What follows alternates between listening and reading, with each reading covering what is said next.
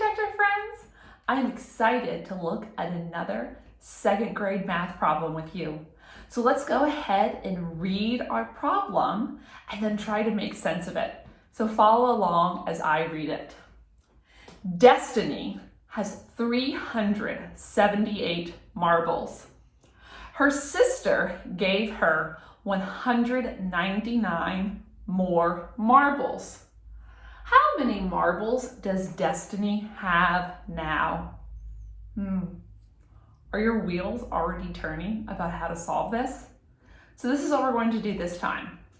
I'm going to reread it sentence by sentence. And every time we read a sentence, we're going to ask ourselves, well, what do I know? What information is that sentence giving me? So let's read the first sentence. Destiny has 378 marbles.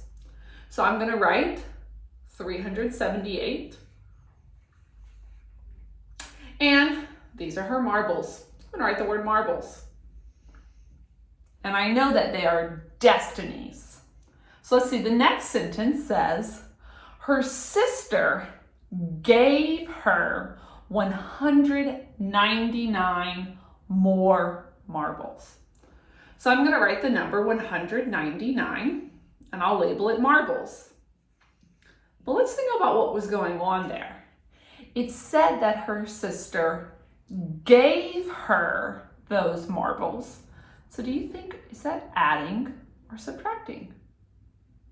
It's adding, because if her sister gave her those marbles, then those 199 marbles are added to her collection. So now let's read our last sentence, our question. How many marbles does Destiny have left? So that's our question. We want to know, after she had 378 marbles to start with, and her sister gave her 199 marbles, my question is asking me, what do I have left? So here, I'm going to tell you about the strategy we're going to use today. We are going to use a strategy called combining like place value. That's where you add all your hundreds, all your tens, and all your ones together. But really, that strategy can actually look many different ways. And the strategy that I'm going to show you today is a way of organizing your work that some of my students use a lot. That's really a very organized way of doing it. So watch. I know I already have it written with my labels, but I'm going to go ahead and write it again. 378 plus 199. And this method has labels by place value. So I'm going to write hundreds, tens, and ones. I have students who like to organize their work this way. So when they build their number, instead of building this number all together and this number all together, they'll look at the hundreds to put it over here. Then they look at their tens to put it over here. And then they look at their ones to put it over here. So let's do this by starting with my hundreds. So right here, my 3 isn't really a 3, it's a 300. So let's draw a picture of our 300. Count with me. 100, 200, 300. But I'm not done yet. I have another 100. So I'm going to underline my 1. That's actually a 100 to show that I'm keeping track of my work. So now that I've drawn my hundreds, now I'm going to move on to my tens. So, I forgot to write my label. I actually have how many hundreds right here? Count with me. 100, 200, 300, 400. And I can write that label. I have 400. Now let's look at my tens. In this number, my 7 isn't really a 7. It's a 70. So I'm going to underline my 7 for 70 and count out 70. Count with me. 10, 20, 30, 40, 50, 60, 70. But I'm not done yet. I have my 90 in 199. I'm going to keep track of my work. Now, let's count out 90. Count with me. 10, 20, 30, 40, 50, 60, 70, 80, 90. So listen, I'm getting ready to write my label, and we could do this a couple of different ways. One way that you can do it is just to count it all up. So let's go ahead and just count our work. Count with me. 10, 20, 30, 40, 50, 60, 70, 80, 90, 100, 110, 120, 130, 140, 150, 160. I have 160.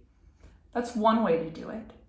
But another way to do it is that if you're looking at your tens and you think, hey, that's a lot of tens.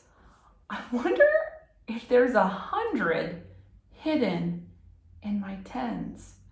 And you'll notice the number 90 right here is really close to what? It's close to 100.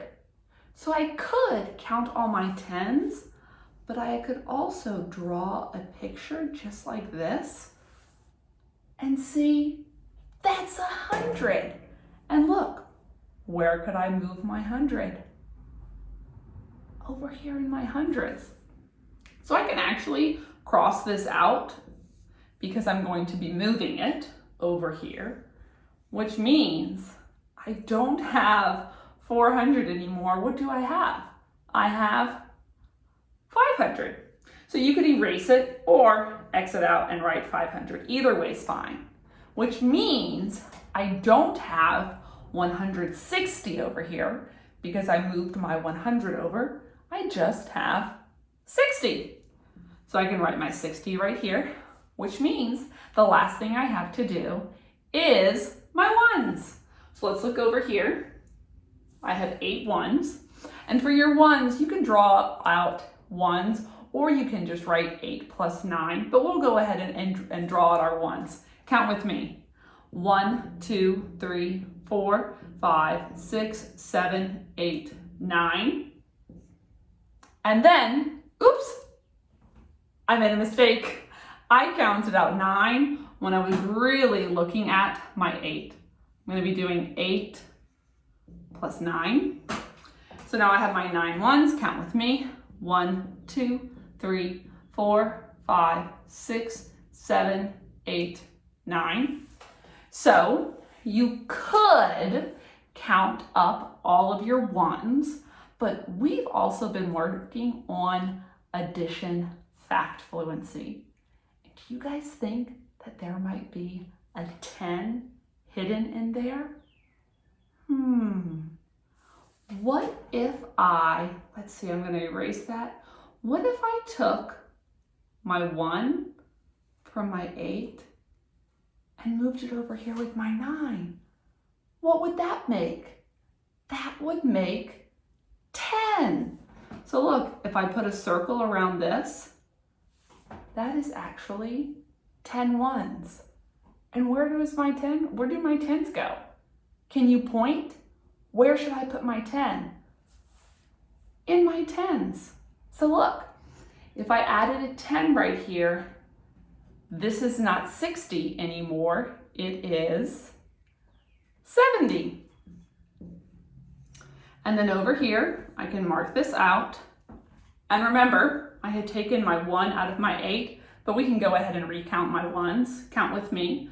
1, 2, 3, 4, 5, 6, 7. I now have 7 ones. So look, what's the answer? It's in my labels.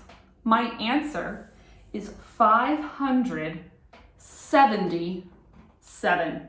I'm going to put this over here, and a good mathematician's going to add a label.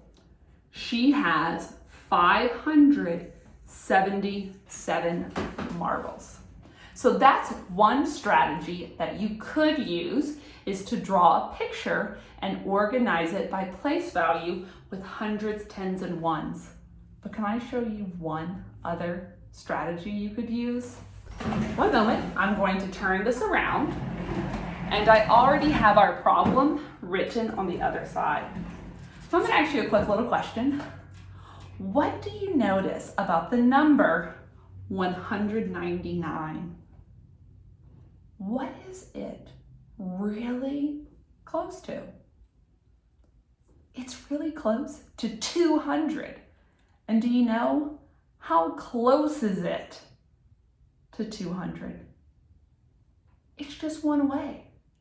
So here's the thing.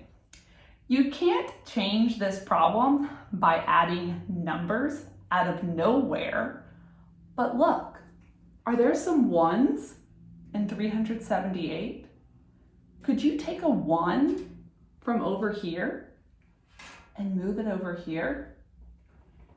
If you took a 1 out of this problem and added it over here, your 199 would become 200, and your 378, well, 1 less than 378 is 377. Oh my word. Did this problem just become so much easier? So think in your think tank. What's 300 plus 200?